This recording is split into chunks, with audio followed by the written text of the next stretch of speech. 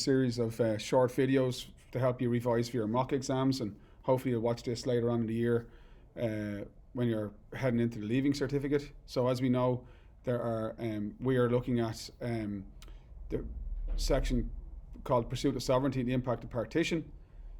You know that this year you will be allowed to answer two sections on that, or two questions from that section, or two sections from the other section that we're doing, two questions, dictatorship and democracy. So I'm going to look at, in these videos, at potential topics that could come up both at higher and ordinary level. So we'll start off with Eucharistic Congress, and I'm just going to work through it. You guys have told me you find it useful to use the mind maps in conjunction with the videos, so off we go. 1932 Eucharistic Congress happened on between the 23rd and the 26th of June of that year. It was an international Catholic religious festival, and it's important because it was symbolic of the independence of the Irish Free State. The Irish Free State gained its independence in 1922. This was the decade anniversary of the independence of the state, and the ability to host and to put on this event was an expression of our independence. It was also an expression of the state's Catholic identity. The Irish Free State and the independent Irish state, for the first 40 or 50 years of its existence, was defined by its Catholicism. So the Eucharistic Congress and the investment at government level and national level in the Eucharistic Congress was an expression of a widely held sense that to be Irish and to be Catholic were the same thing. On that topic, the Eucharistic Congress added proof to the belief that Ireland was in many ways, during this period, a theocracy. Now again, theocracy means a government which is influenced by and guided by religious belief. Ireland was not a technical theocracy in the way, for example, today Iran is.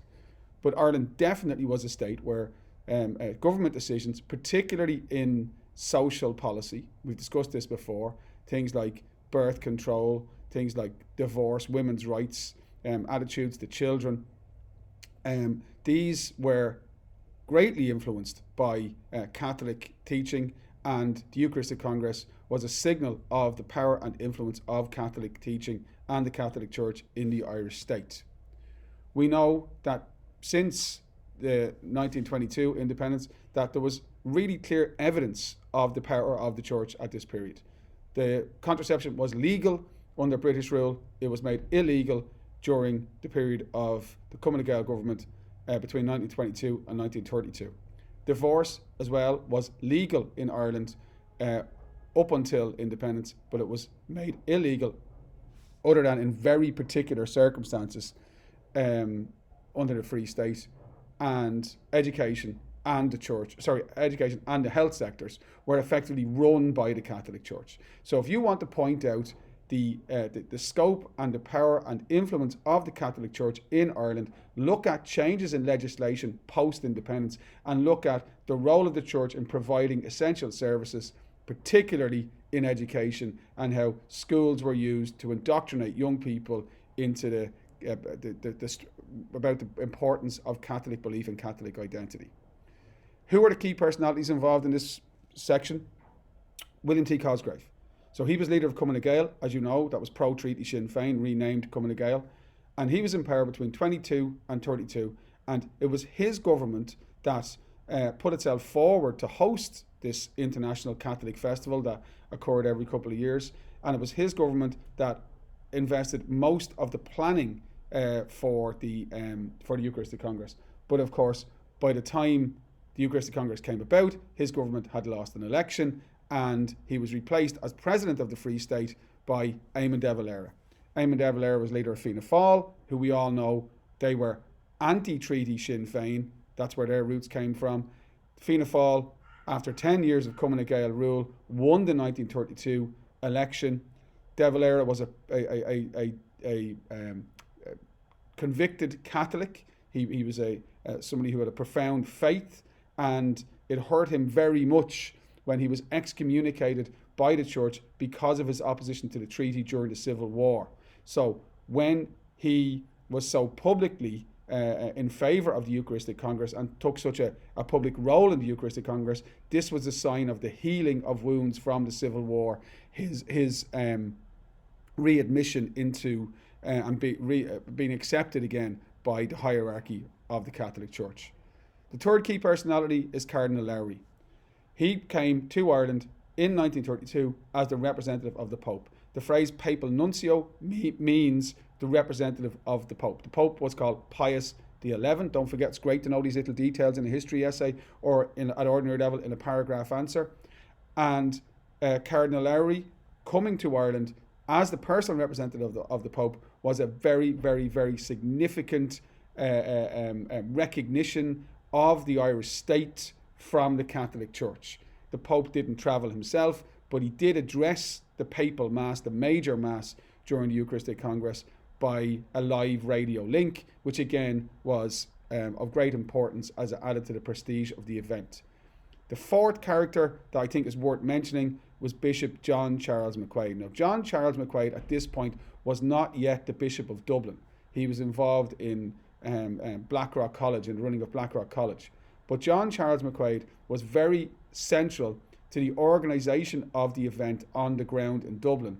And his role in this and the very close relationship he developed with Eamon de Valera furthered the control and the influence of the Catholic Church in Ireland, from which it already existed, but it continued up into the 1930s, 40s, 50s and 60s. And it's very important that you understand that in 1937, de Valera's government introduced Bunreacht na hÉireann, which was the new constitution for the state, which, as you know, effectively declared Ireland a republic in everything but name. And that was very much a Catholic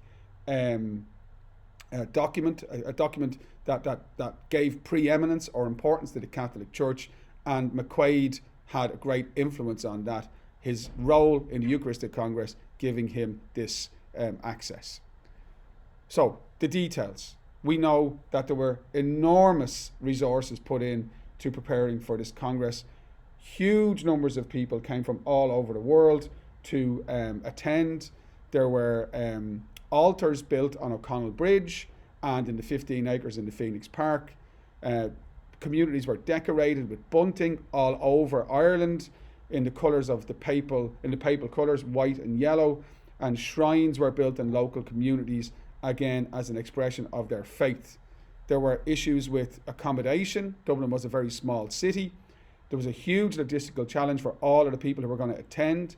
There were international, we would call them cruise liners, but ships docked in Dublin Bay for international visitors. Many of them were very opulent and luxurious liners. So the VIPs who came from all over the world to attend the Congress, many of them stayed on the liners in Dublin Bay and then transferred in and out every day. School halls were used to give accommodation to people from rural Ireland who travelled up to attend the masses. And of course, show me a person in Dublin who doesn't have a relative from down the country, and I'll be very surprised. So many people travelled up from rural Ireland to stay with family members in Dublin, and the government supplied thousands of mattresses to private homes in order to be able to accommodate the mass surge of people who came up from rural areas to attend the masses. The masses, this is a really important detail, and all of these things would go into an essay. The masses, there were 4 masses. The first one on the 23rd, the men's mass, attended by 250,000 people. Extraordinary to think about the fact that there were so many people attending that mass. On the 24th, the women's mass, and even the fact there was a men's mass and a women's mass, the segregation of the sexes, indicative of, the attitudes of the time. But there was 200,000 at the women's mass. The children's mass, there were 100,000. The 26th, the papal mass, 1 million people are estimated to have attended the papal mass in the Phoenix Park.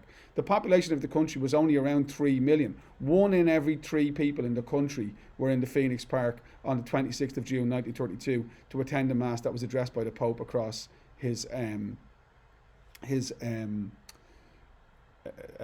radio link, or his remote link. So other notable facts about the Eucharistic Congress: John McCormack was brought in to entertain. John McCormack was an Irishman, but he was a massive star, particularly in the United States. And him agreeing to come and him performing again lifted the prestige, illustrated the importance of this event as an international event. You had bishops from New York, you had bishops from Melbourne, you had church dignitaries from all over the world attend this conference. Importantly, the British government representative, the Governor General, whose position was created by the Anglo-Irish Treaty of 1921, his name was James O'Neill, and he was not invited to the events. So he was snubbed, and this was indicative of what was going to happen in the 1930s as De Valera unpicked the treaty.